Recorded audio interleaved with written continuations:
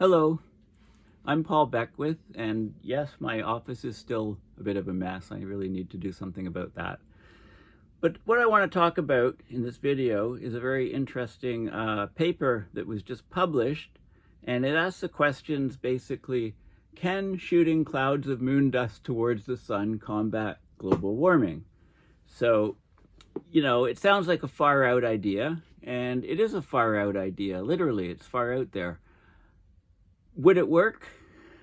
Theoretically, yes. And would it practically work? Well, it does have some advantages over some of the other scenarios to cool the planet.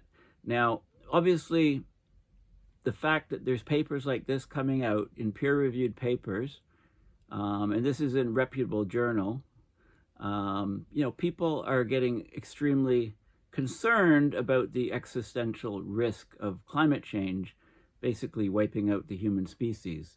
There's a whole doomosphere, if you like, of people that actually think that it's over, like there's nothing we can do. But, I'm not one of those people. I have what people say is hopium. Some people use that term. But anyway, I'm kind of like, I look at the evidence, I talk about it, I look at the solution ideas, I try to weigh them relative to each other, and I do what I can to get the message out there. And there's a lot of things that we don't know, and I always give the argument that if you think we're doomed, what if the entire U.S. military budget went to fighting climate change for a couple of years, finding different solution ideas, etc.? What would that make a difference? That's a question to think about, because, there's vast pots of money there. If money was no object, what would we do to preserve our species, if anything? That's the big question, I guess. People in the doomosphere say, it doesn't matter what we do, it's game over. But like I said, I'm not in that category. So anyway, it's kind of a fun exercise to consider far out there ideas, whether they're practical or not, because maybe one of them will hit eventually. The more far out ideas that you have, the higher the likelihood that something actually will make sense and it will allow humanity to mitigate climate change, to basically solve some of these seemingly intractable issues that we see. So I came across this basically on Twitter, and I retweeted it. Does this far out there, out of the box idea have any merit? And the idea is, can shooting clouds of moon dust towards the sun combat global warming? Okay, so this is the article, and I sent it out there, and it's generating interest. I mean, people look at it and say, "Oh, that's an interesting thing," whether or not they think it's possibly practical at all in any way. Let's see what the latest count is by doing a refresh on this. So yeah, there's people looking at it and interested in it. So anyway, that's where I came across that article, and here's basically the article. So a group of US scientists has proposed mining dust on the moon, launching it from the surface of the moon towards the sun to cool the Earth. Okay, so what are some of the details of this possible method? Okay, of course, it's a very unorthodox scheme. And there's a peer-reviewed paper. The link is here. Creating large clouds of moon dust in space to reflect sunlight and cool the Earth. So in the plan, we'd mine dust on the moon and shoot it towards the sun. The dust would stay between the sun and Earth for around a week. So while it was in between the Earth and sun, it would be blocking some sunlight. The dust particles would either scatter the light away from the sun to miss the Earth, or they'd absorb some of the sunlight. So it would basically dim the sunlight about 2%. That would be the aim. So at Earth's surface, sunlight would be 2% dimmer. And this would work for about a week with these launching clouds. So you'd shoot out more dust to do the same thing. So you'd continuously shoot out dust from the moon towards the sun, blocking some of the sunlight, about 2%, and you could cool the planet back to pre-industrial, right, is the idea. And that would give us time on Earth to to lower the carbon in the atmosphere and oceans, and to, it would allow us to have a sustainable planet still.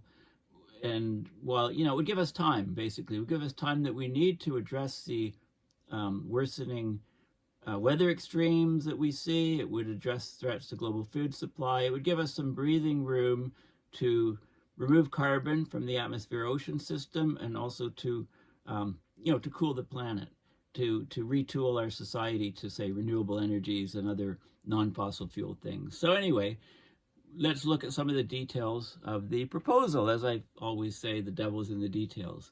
So this proposal involves launching some 10 million tons of dust, moon dust, into space every year. If it works as advertised from a technical perspective, it could buy the world some vital time to rein in carbon emissions.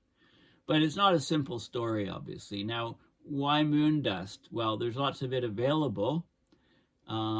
Any proposal to cool the Earth by reducing the amount of sunlight reaching it, these are solar geoengineering projects, or solar radiation management. SRM is another term. And the other main geoengineering, if you like, is carbon dioxide removal or methane removal, carbon removal from the atmosphere ocean system. The most discussed method of solar geoengineering or solar radiation management is injecting a thin layer of aerosol particles into Earth's upper atmosphere. But there are some issues with changing the atmosphere, tinkering with our atmosphere. It can affect rainfall and drought patterns, and can have many other unintended consequences, such as damaging the ozone layer. So if you did this out in space without affecting, you're not doing anything directly to the Earth's atmosphere, you can avoid these type of pitfalls. It would leave our atmosphere untouched, right? The sun, it would be the same idea as having some sort of solar shade out there in space to block some of the sunlight. So the other ideas to deflect sunlight are gigantic filters or mirrors in space, or swarms of artificial satellites. People have looked at those, and I'll briefly look at some of the papers on that. Moon dust is pretty good compared to these ideas because it's plentiful. There's lots of it. Launching dust clouds from the moon's gravity is lower. It's about 1/6 that of Earth's gravity. Okay, so it'd be easier to launch things from the surface of the moon.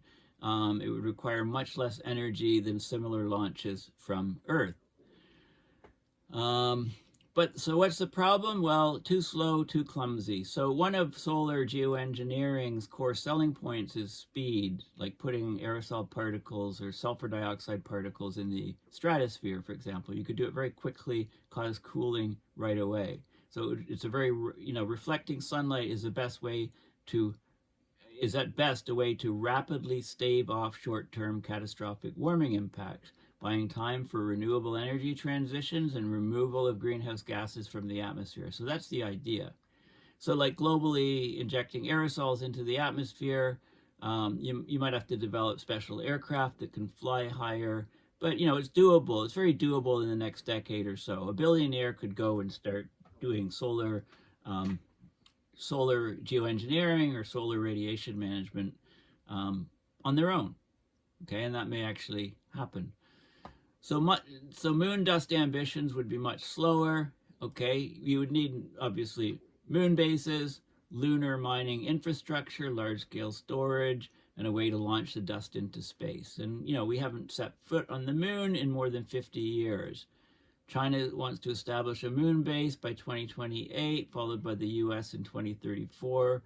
So a well-functioning mining and dust launching system is likely many decades away. Another advantage of solar geoengineering is meant to be fine-tuning. Injecting aerosols can, in theory, be fine-tuned to reduce negative side effects. Changing where the injections take place, for example, could drastically change potential side effects and risks, negative risks. But you don't have any of that with the giant space cloud, although I would argue that you do to some extent, at least in controlling the amount of blocking of the sunlight. There's also a law and policy vacuum. We don't have governance for space and the moon, And, there's many fundamental questions about human activity in space, such as how to manage the growing layer of bullet speed space junk that's orbiting the Earth. Okay, so is it even legal to mine the moon? Who owns space? What are the resources? Who owns the resources in there? So there's all of these contradictory policies because we haven't needed them up to now. There's a 1967 Outer Space Treaty that prohibits the appropriation of space resources. So that would imply a ban on mining. Article 11.3 of the 1979 Moon Treaty states that the moon's resources cannot become property of a country, group, or person. But the US, Russia, and China have not signed the Moon Treaty. Okay, the US has Obama-era legislation, a Trump-era executive order, and non-binding international agreement, the Artemis Accords, that all emphasize the commercial resource extraction of, say, the moon and asteroids as well. So it's a legal gray area. Okay, but above and beyond that, what would we do? Well, there's obviously lots of Cold War geopolitics that were involved in during the space race that we had years ago to go to the moon. There's disagreements over there's not binding agreements, right? There's political disagreements over moon dust deployment that could be very dangerous. The proposed launch system for the dust is a giant electromagnetic railgun, which can be used right now to launch fighter jets, and that would spark security and weaponization concerns.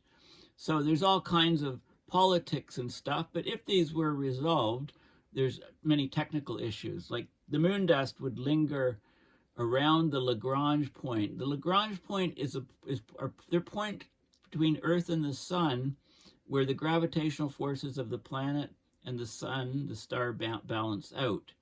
But there's satellites in there already, including the Solar and Heliospheric Observatory and the Deep Space Climate Observatory.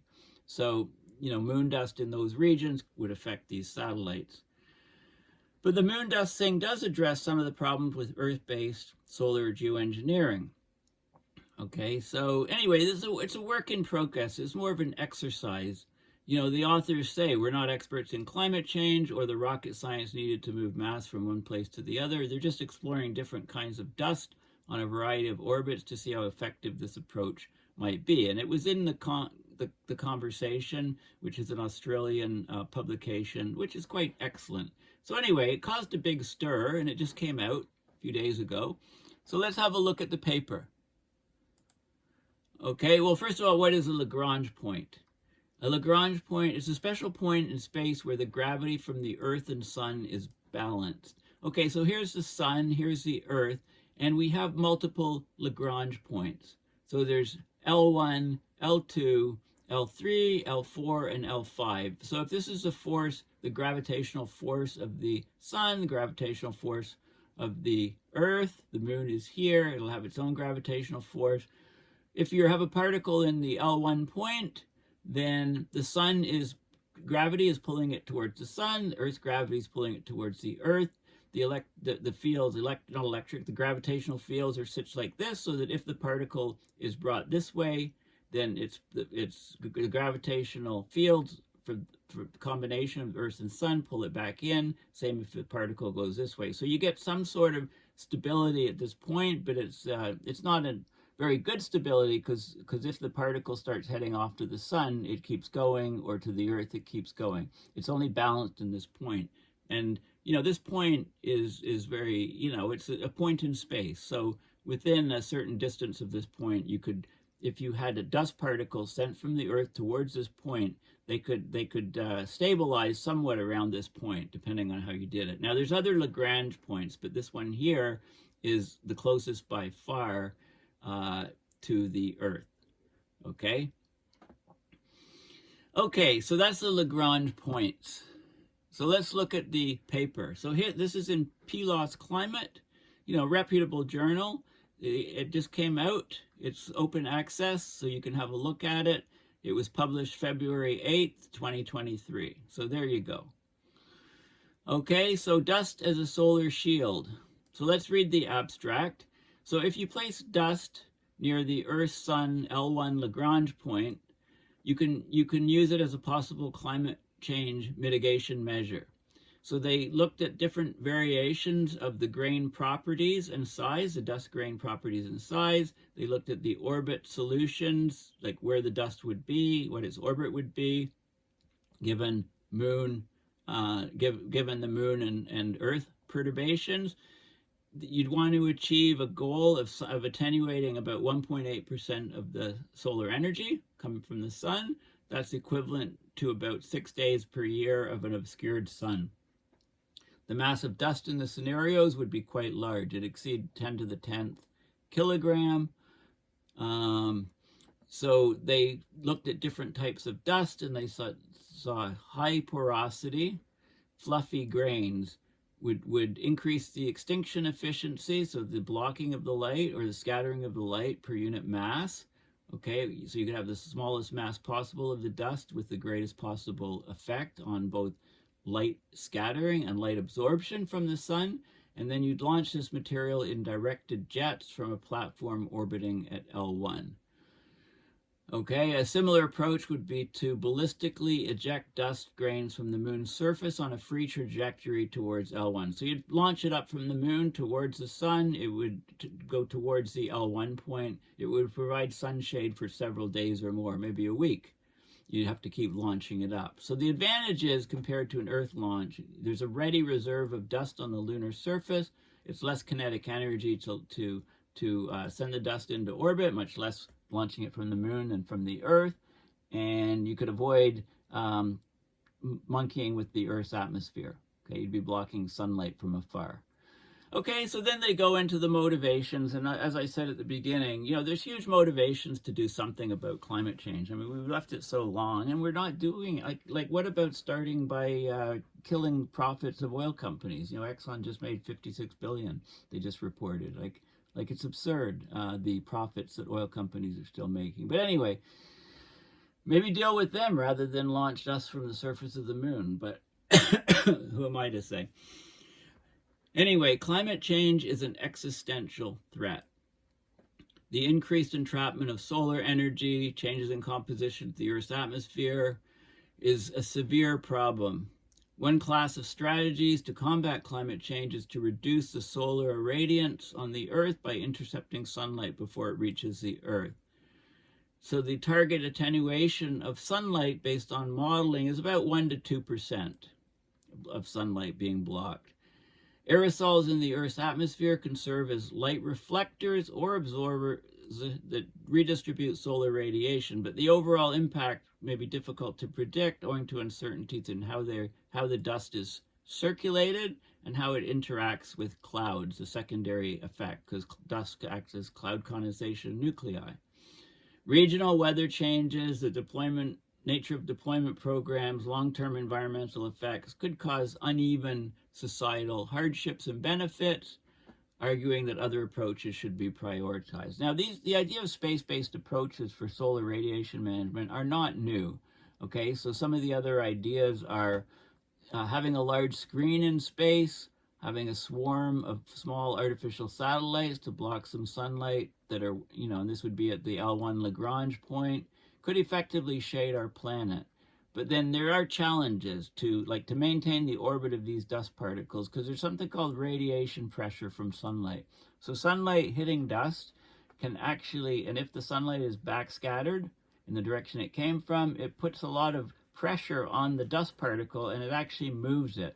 Now, if it's forward scattering, if the dust is refractive and the sunlight is hitting the particle and then just scatters off in the forward direction somewhere at a small angle such that it misses the Earth, that would do the same. That would do the trick, and you could greatly reduce the effects of radiation pressure moving it. Okay, so the optical properties of the orbiters of the dust orbitals can be chosen to mitigate radiation pressure. And it says here, a high degree of forward scattering allows light to be deflected without transferring much photon momentum to the dust. So if you use a refractive, non-absorbing material, it doesn't absorb the light, it actually just bends it. It refracts or bends it away from hitting the Earth. So how much material do you need? Well, they say 10 to the 9th here. It says 10 to the 10th kilogram in the abstract. And there's variations of this, of the original proposals to shade Earth with artificial sun shields include the use of dust. So clouds of micron-sized grains at the Earth-Sun L1 point, at Lagrange points of the Earth-Moon system instead of the Earth-Sun system in orbit around the Earth. They've all shown some promise, but with limitations. The potential source of dust includes terrestrial sources, lunar mines, and near-Earth asteroids. And if you got it from the Earth, on the Moon, or also from an asteroid, then the escape velocity to launch the dust from such a body in space is much, much lower.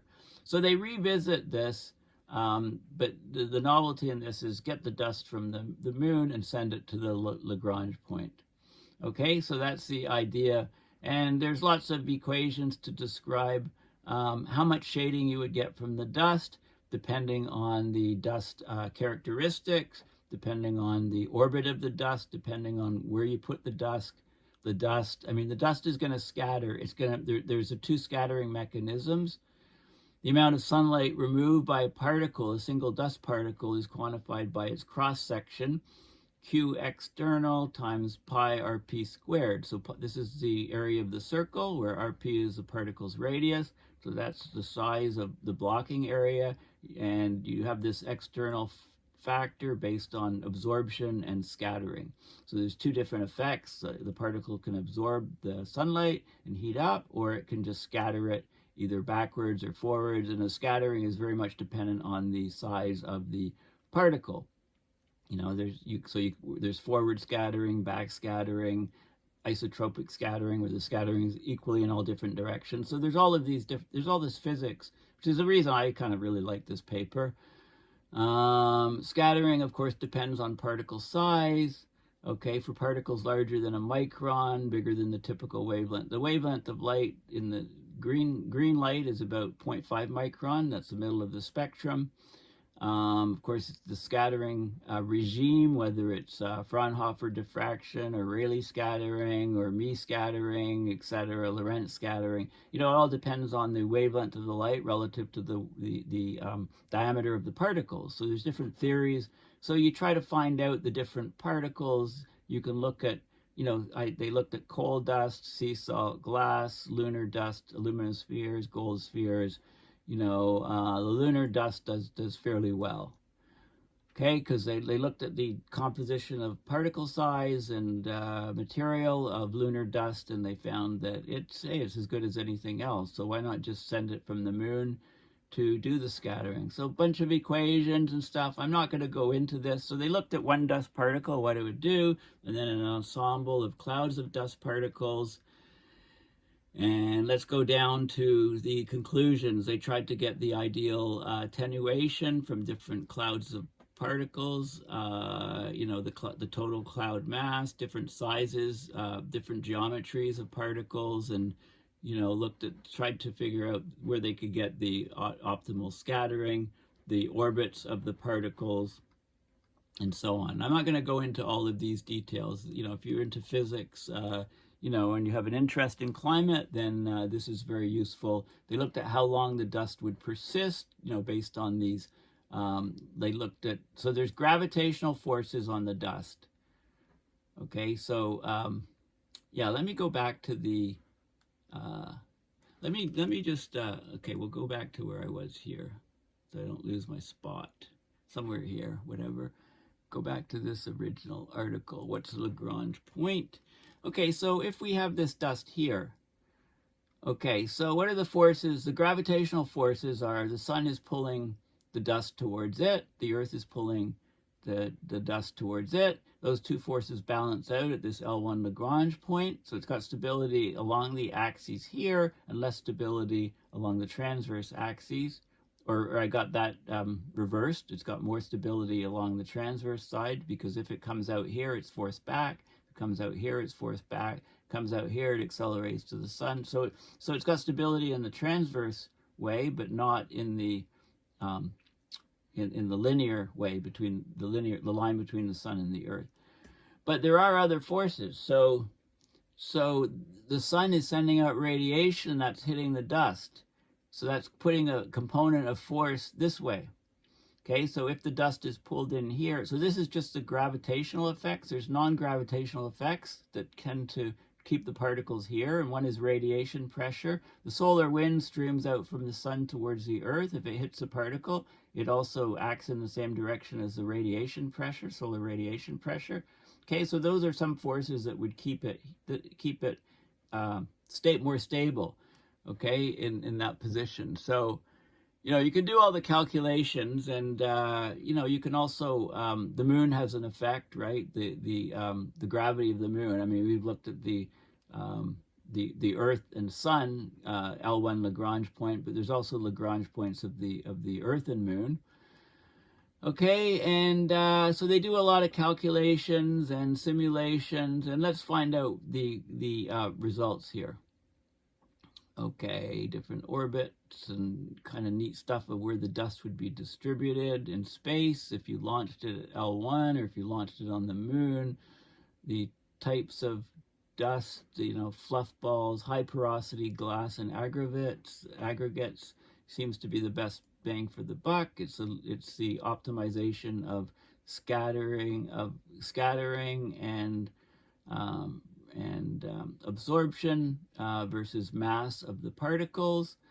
And the moon dust, they looked at the distribution of grain sizes in the moon dust. You know, the moon particles are roughly about the same size, so you could use moon dust directly, or you could engineer it if you wanted to try to increase the efficiency of the process. And the energy consideration. So, you know, how you know, launch speeds, it would shade the Earth for a week. You'd have to launch, you know, they compare it to Saturn launches, so you'd need a bank of electromagnetic mass drivers on the surface of the moon. You could power them by an array of solar panels with an area of less than a few square kilometers. You know, you could basically, if we were on the surface of the moon, we could have equipment quite easily to place large amounts of dust on Earth-Sun intercept orbits. Now, what are the overall sort of summary or conclusions of the research? There's some main points here, and I want to talk about the main points. So, grains shade the Earth most effectively when they are within the L1 Lagrange point. Every photon they absorb or deflect is one that would have struck the Earth. Okay, grains at L1. Okay, so this is particles that are within the L1 Lagrange point. So they're within the distance from the Earth to the Sun up to the L1 Lagrange point. Grains at L1 are almost as effective. About 80% of photons they intercept would have been earthbound. Further from Earth, this effectiveness is diminished. Okay, the details of the shading, the amount of light reduction from the sun on the Earth, that depends on the grain size, the shape, and the composition of these dust particles. All these factors determine the extinction efficiency, or how much light can be blocked. Micron-sized grains have higher extinction efficiency than nanoparticles. Breaking up micron-sized grains into more numerous smaller particles, it increases the physical surface area of a cloud, but generally reduces the amount of shade it can provide because of the loss of extinction efficiency. So grains with high porosity are the most promising, as are particles with large aspect ratios, like cylindrical tubes, for example. So it might make sense to engineer these dust particles to increase the efficiency of the process. Of course, the effectiveness of a dust cloud as a sun shield depends on how long it can persist between the Earth and the Sun, how long it stays between the Earth and the Sun before non-gravitational forces disperse it. Persistence of grains at L1 is low for sizes below 100 microns as a result of radiation pressure and drag from the solar wind. Micron-sized grains, if released at L1, they drift away in about a week or so. The persistence time increases with particle mass because they have more inertia, as well as the degree to which a grain forward scatters light. So if a grain is forward scattering light, then the radiation pressure is much reduced.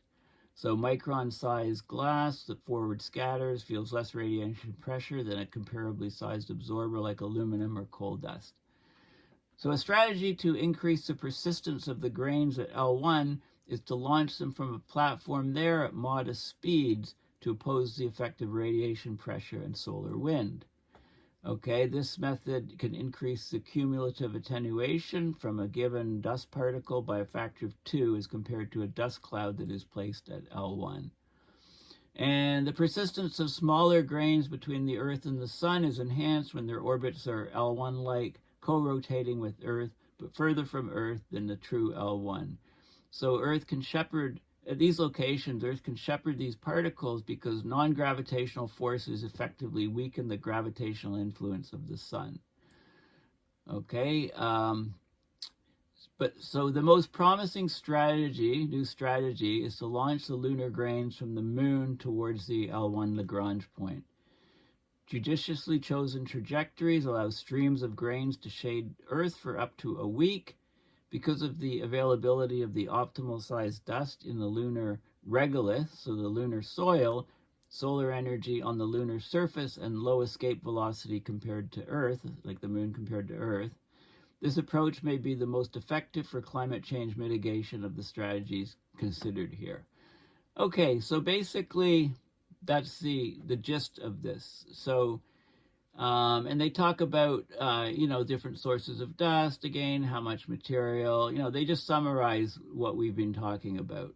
And there are other space-based concepts like satellite swarm operations, space bubble platform from the MIT Sensible City Lab, etc. But there's problems with those, and this strategy here, launching dust from the Moon, requires an order of magnitude less energy than Earth launches.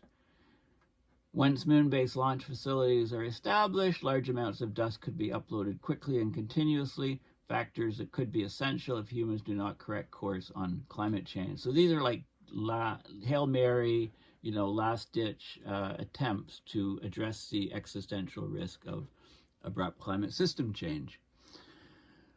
Okay, so let's just talk about a few other things. In the literature, this is a paper where it talked about albedo enhancement by stratospheric sulfur injections, a contribution to resolve a policy dilemma. Okay, so this essay, it talks about, it's from a while back, but it talks about the idea of using, most people that are aware of some of the geoengineering ideas know that this is one of the front-leading horses of solar radiation management, using sulfur in the stratosphere to block some sunlight. So it's like, this is what happens when a large volcano goes off. Like, it can cool the Earth for several years by, half a degree, maybe up to a degree even. Okay, so that's one thing that could be done, and this is one of the papers on it. Also, there's an article here from a few years ago about unregulated solar geoengineering could spark droughts and hurricanes. Okay, so that was the idea. So if we put dust in the atmosphere, or sulfur dioxide, etc., we could maybe affect cyclone frequency, maybe affect monsoons. That's a concern about putting things into the atmosphere, which I mentioned. So that's a concern that's avoided by doing it out in space. Or, aerosols, there's concern that aerosols could damage the ozone layer. So there's other articles, here about possible damage to the ozone layer by solar geoengineering. There's peer-reviewed papers on, that you could actually, do stratospheric solar geoengineering, like sulfur dioxide in the atmosphere without ozone loss. But there's a lot of controversy over that. So that's why the space-based idea, has some more merit. This is a paper from 1989, Space-Based Solar Shield to Offset Greenhouse Gas Effect. It's a Lawrence Livermore paper. So, it's it goes through the calculations and the effective shadowing of the Earth as a function of solar shield radius. This has been that basically 1,000 kilometers here. You could block about 2% of the light coming from the sun. So this is a paper from 1989. So there's lots of stuff out there. Feasibility of cooling the Earth with a cloud of small spacecraft near the inner Lagrange point, L1. So this is like a small array. You want to block 1.8% of the solar flux with a space sunshade using maybe little drone particles or little tiny spacecraft with mirrors on them. So it looks at the costs, it looks at the shading efficiency, radiation pressure that would move the things, right? All that type of thing. And this was from 2006. Okay, so there's lots of different ideas, right? So it's not a new idea to use dust in space or some sort of sunshade in space. What's new is that you use moon dust, and you launch moon dust towards the sun to block out small fractions of the sunlight to cool the planet, giving humanity time to change our energy infrastructure to renewables, get off fossil fuels completely, and actually reduce some of the carbon in the atmosphere in the form of methane and CO2 to basically cool the planet, to protect life on the planet. So what's the overall conclusion? I think these studies, it's vital that we think about these sort of things. It's vital that scientists come up with these studies, do the analysis of it, and publish the papers. It adds to the knowledge base. And, if you do enough of these type of things, maybe we'll hit on something that is that really works, is economically feasible, is scalable, and, can actually help preserve not preserve. I mean, our weather systems and climate are completely destabilized now, but if it could bring it back to some level of stability, giving us time to correct our ways in terms of, how we generate energy and how we, do things on this planet. So anyway, thank you for listening, and we'll chat again soon. Okay, bye for now.